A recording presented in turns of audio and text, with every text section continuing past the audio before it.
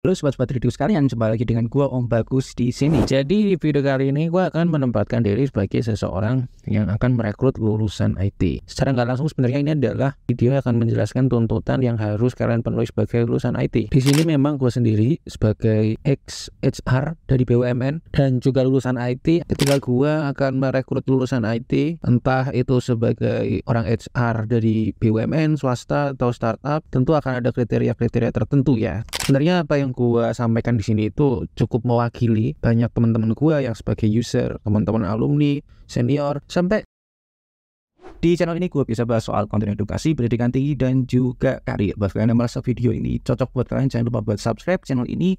Dan juga buat kalian yang merasa video ini bisa bermanfaat buat kalian, yang pertama like dulu video ini, kemudian share video ini ke teman kalian. Sekarang butuhkan ya. Ya, kurang lebih yang di video ini akan menggambarkan sebenarnya seperti apa sih permintaan dari mereka ketika akan merekrut lulusan IT. Jangan lupa ya, jurusan IT, dunia IT itu adalah tempat atau dunia yang cepat sekali berubah dan selalu berubah. Penting sekali untuk memiliki keterampilan teknis yang kuat. Keterampilan-keterampilan yang melambangkan kalian itu punya kalian sebagai lulusan jurusan IT. Ini adalah kalian yang nggak dimiliki orang yang tidak kuliah IT atau orang yang tidak punya latar belakang IT. Keterampilan-keterampilan yang gue sebutkan ini tuh bukan hanya keterampilan teknis ya, tapi juga ada keterampilan lain yang sifatnya soft skill. Nah, kita mulai dulu dari yang paling dasar ya, yang teknis. Apapun tujuan karir kalian, kalian harus mengerti algoritma, struktur data, dan pemrograman dasar. Kalau gue sendiri ngelihat ada lulusan IT yang nggak mau coding atau nggak mau tahu soal coding, nggak ngerti, gue sendiri sangat nggak suka. Lebih baik kalian ambil jurusan lain, misalnya bisnis digital yang memang tidak diwajibkan untuk menyentuh pemrograman. Ya memang harapan tentang coding itu nggak sampai membuat satu aplikasi yang lengkap ya, atau website yang benar-benar full stack, yaitu nggak sebegitunya. Cuman kalian memang harus ngerti algoritma struktur data, karena itulah yang membedakan lulusan IT dengan yang bukan lulusan IT. Nah, selanjutnya kita akan bicara yang lebih spesifik, yang lebih teknis. Tadi kan yang gue harapkan adalah programming untuk lulusan IT. Nah, sekarang kita bicara yang udah spesifik. Jadi ini adalah gambarannya tuh kalau lulusan orang IT kerja pengen jadi apa secara profesi. Nah, ini karir yang paling pertama ya, itu karir website developer atau mobile apps developer. Di sini memang membuat website, membuat mobile apps bagi seorang lulusan IT yang teknis itu umum banget ya, karena memang ya ini paling dicari, paling wajar temui di mana-mana untuk lulusan IT, karena semua butuh website dan nanti akhirnya juga mereka akan membangun aplikasi mobile. Untuk memahami web programming atau web development itu memang man hour-nya atau pembelajaran waktunya itu memang cukup besar ya, khususnya untuk entry level ya harus pegang full stack dari back end sampai front end. Jadi bahasa pemrograman dari mungkin Python sampai ke CSS, JavaScript. Jadi memang itulah sulitnya kalau memang mau punya spesifik ke sini karirnya, nanti lama-kelamaan bisa mulai fokus mau ke front end aja atau fokus ke back end. Tapi biasanya untuk yang pertama ya harus full stack engineer, karena memang ya itu kalau sifatnya websitenya yang standar aja ya harus bisa dikerjakan oleh satu orang ya, end to end. Apalagi kalau sekarang itu kan ada bantuan generative AI, bisa dibantu sehingga satu orang bisa lebih produktif. Biarpun memang ada yang ngomong lebih repot debugging kode buatan AI daripada menulis kodenya manual. Cuman ya zaman sekarang kan memang anak-anak lulusan baru memang sudah sangat tergantung ya dengan generative AI. Secara prinsip sih mobile app development, khususnya web development, ini memang skill set yang dibutuhkan di banyak posisi atau pekerjaan. Yang paling populer untuk web, untuk pemrograman tentu aja Python itu bisa pakai Flask atau Django. Kesininya juga Golang itu menjadi semakin digunakan. Kalau zaman dulu gue itu pakainya .NET atau Java. Sekarang udah sangat simple, nggak seperti OOP yang benar-benar murni. Sekarang sudah scripting language. Biarpun secara prinsip kalau pakai tools bantuan misalnya generative AI ya nggak beda-beda banget ya. Tapi yang bottom line memang web developer, mobile app developer memang skill set yang sangat dibutuhkan karena hampir semua perusahaan akan membutuhkan jasa mereka. Selanjutnya adalah data science dan data analytics. Ini merupakan skill set yang membutuhkan, pertama adalah coding dan kemudian juga mengelola dan menginterpretasikan data, khususnya big data. Di sini memang seorang lulusan IT nggak hanya dunia yang mau mengarah ke data science ya itu harus memiliki kemampuan yang kuantitatif. Tapi dulunya memang ini bagian dari programming ya, tapi kesininya sudah menjadi pekerjaan sendiri, dan machine learning yang sekarang naik daun banget itu sebenarnya bagian dari data science ini ya. Deep learning, machine learning itu part of data science, dan mereka pun juga sudah berdiri sendiri sekarang. Kalau tadi gue bicara back end front end, ini ya sama sekali nggak ada front endnya ya seadanya aja front endnya. Ini fokusnya bener-bener ke menginterpretasi data menggunakan algoritma pemrograman ya. Memang bedanya di sini ada kebutuhan kemampuan matematika dan statistika, tidak sekedar atau fokus ke programming as usual. Tapi dibandingkan web development dan mobile app development, di sini perbedaannya ya harus tahu matematika dan statistika. Khususnya di sini kalau teman-teman ini data science itu juga harus mengerti domain specific knowledge. Misalnya kalau mau fokus di social psychology ya harus ngerti sosiologi, harus ngerti psikologi. Misalnya untuk machine learning, deep learningnya itu untuk pemodelan finance ya harus ngerti financial management dan juga pasar modal. Ini memang menjadi topik yang kelihatannya mudah dan bisa menelurkan inovasi, terobosan, value yang lebih besar ketimbang sekedar programming as usual di mobile development atau web development. Memang kelihatannya sih untuk masuk ke sini tuh nggak sulit ya, tapi untuk menjadi orang yang ahli pada bidang ini memang membutuhkan waktu dan kemampuan yang sangat tinggi. Apalagi sekarang di bidang finansial itu ada yang namanya financial data analyst, atau yang lebih dalam lagi financial engineer yang secara penggajian ikut sektor keuangan, yang itu memang tingginya sama seperti investment banker masalah penggajiannya. Tapi basically tanpa ke bidang finance pun orang data scientist itu punya gaji yang memang lebih menarik daripada seorang software engineer atau mobile app developer atau web developer. Tapi ya gak bisa dipungkiri ini adalah pekerjaan yang memang masih baru dibandingkan dengan web developer. Software developer itu mereka yang jauh lebih ada dari dulu. Ini merupakan pekerjaan yang modelnya baru, sehingga mungkin nanti kedepannya ketika sudah banyak yang sudah bisa ini ya kemungkinan penggajiannya juga akan sama ya dengan mereka. Ya perbedaannya memang mereka harus mengerti selain pemrograman yang ngerti matematika, statistika, dan juga domain specific knowledge. Istilahnya ya learning curve-nya untuk menjadi data scientist itu lebih panjang daripada menjadi software developer. Untuk selanjutnya kita bicara cloud, network, engineer, dan juga cyber operation. Ya ini memang hal yang terpisah sebenarnya. Ada cloud computing, computer network, cyber operation. Cuma secara umum sih memang mereka ini punya infrastruktur TI. Kalau cloud itu infrastrukturnya based on outsource, jadi tidak dikelola oleh perusahaan. Barangnya ada di awan, entah itu AWS, Azure, atau Google Cloud. Itu memang mereka dibutuhkan ya para ahli cloud computing ini, karena mereka yang mengurus infrastruktur itu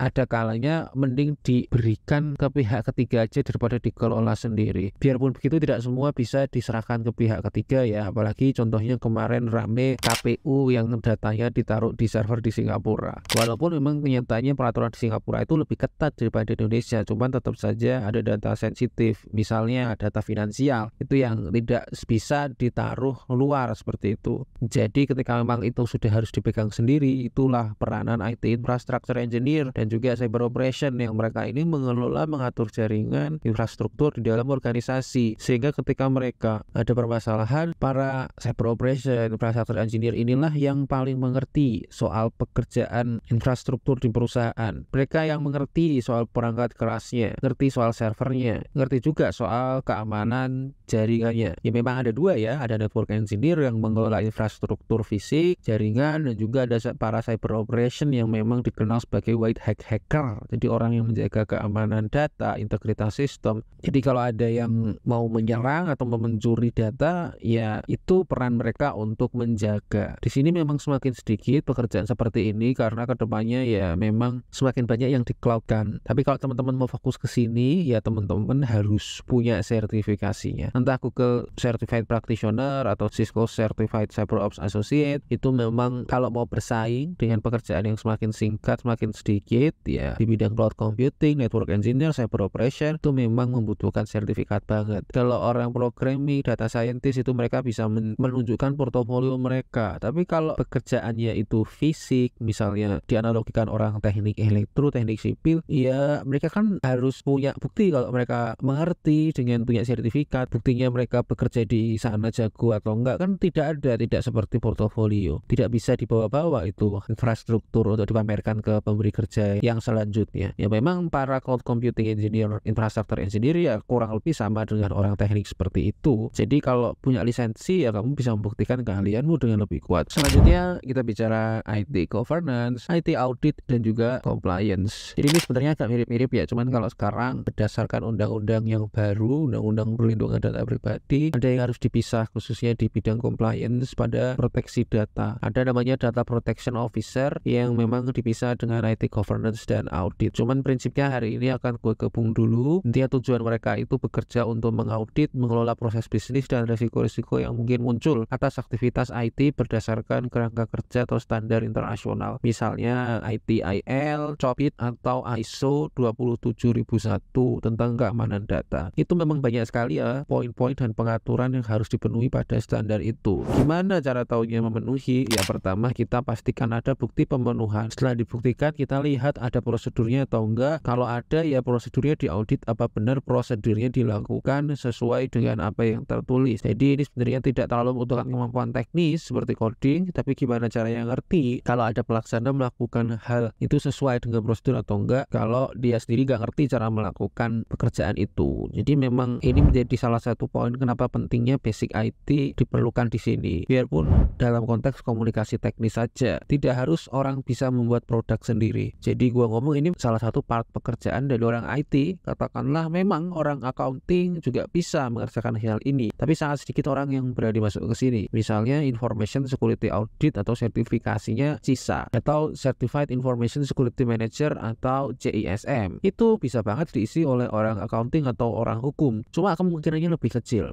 Lebih besar orang IT belajar hal-hal di luar bidang teknis mereka ketimbang orang tidak teknis belajar teknis. Jadi memang ini salah satu pekerjaan yang lingkupnya luas dan multidisiplin. Tidak hanya ngomong IT, ada accounting, ada auditing, dan ada hukumnya juga. Kalau kita bicara undang-undang perlindungan data pribadi atau undang-undang ITE atau PP soal penyelenggaraan sistem transaksi elektronik, ISO sendiri juga secara internasional dia juga diakui sebagai konvensi atau produk hukum. Jadi memang part of pekerjaan IT yang di masa depan itu memang multifaset ya, multidisipliner. Orang IT ambil pekerjaan accounting, orang accounting ambil pekerjaan IT. Itu adalah hal yang wajar dan harus bisa kita terima. Dan orang yang bisa mengerjakan ini ya nggak banyak. Kalaupun bisa, biasanya jadi rebutan. Biarpun memang tidak semuanya butuh ya diaudit, tapi kedepannya dengan undang-undang perlindungan data pribadi, ya semua harus punya sistem untuk memastikan data pribadi yang mereka kelola itu harus dikelola terproteksi dengan baik ya, karena kalau sampai tidak dipenuhi dendanya itu lumayan mengerikan. Jadi ini menjadi salah satu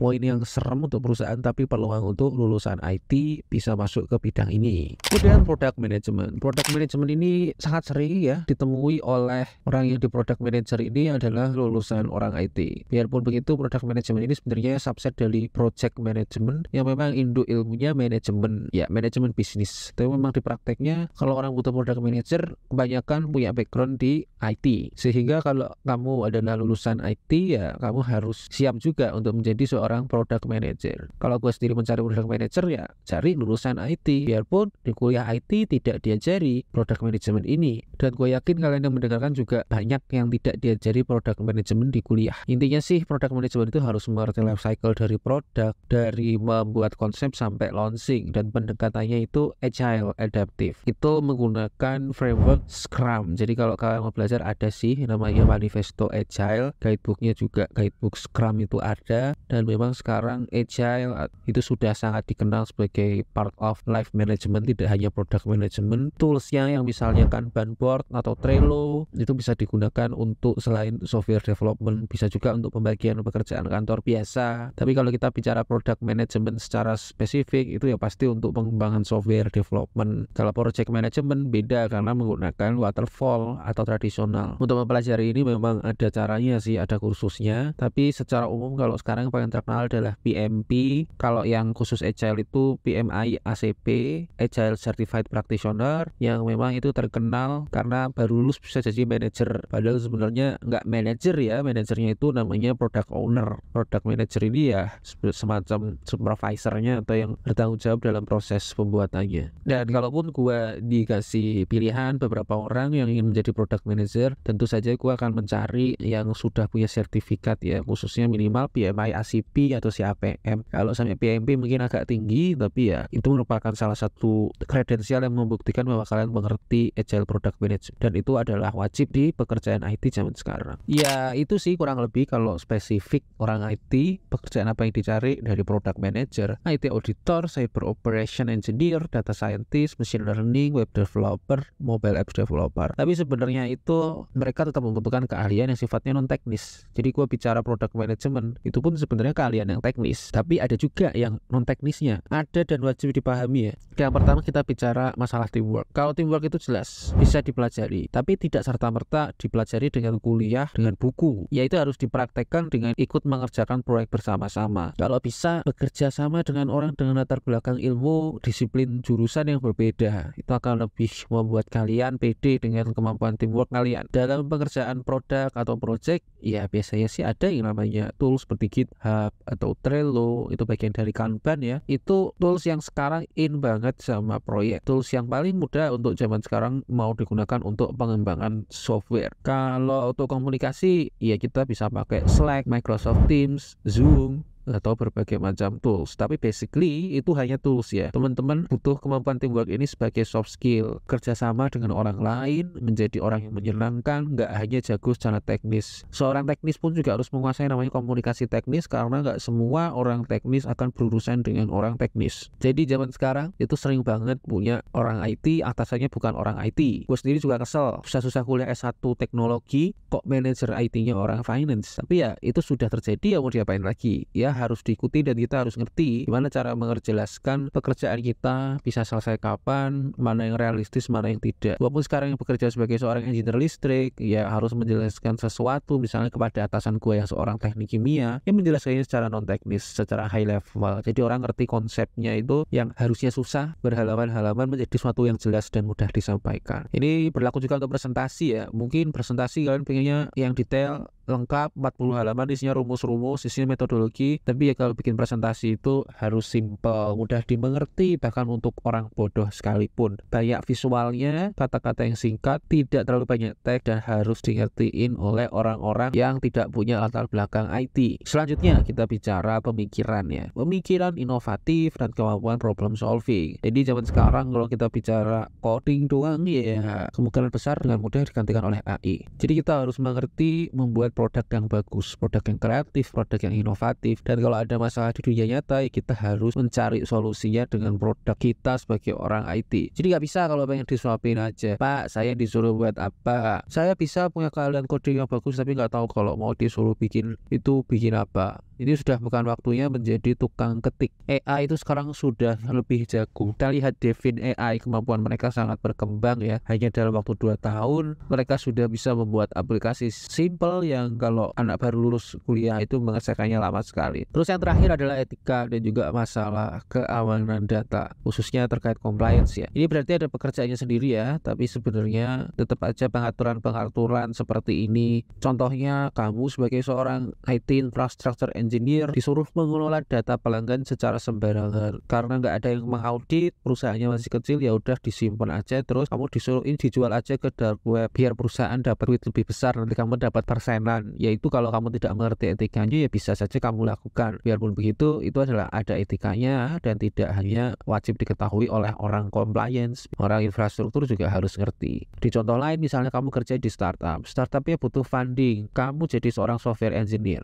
kamu disuruh membuat transaksi fiktif supaya kelihatan revenue generation-nya besar. Hal-hal seperti itu juga bicara etik. Ada yang diomong tidak legal, ada yang diomong tidak etis. Ada juga loh yang tidak etis tapi legal. Ada juga yang tidak legal tapi etis. Semua itu perlu kalian kelola dengan baik sebagai seorang profesional di bidang IT. Bisa yang mengerjakan itu yang jelas-jelas aja, yang etis dan yang legal. Kalau ada yang merasa tersakiti, nggak cocok dengan video ini, ya kalian nggak usah bingung. Pengen dislike, ya dislike aja, silahkan. Dan kurang lebih itu ya respon dari gua di video ini. Dan see you in the next video, bye bye.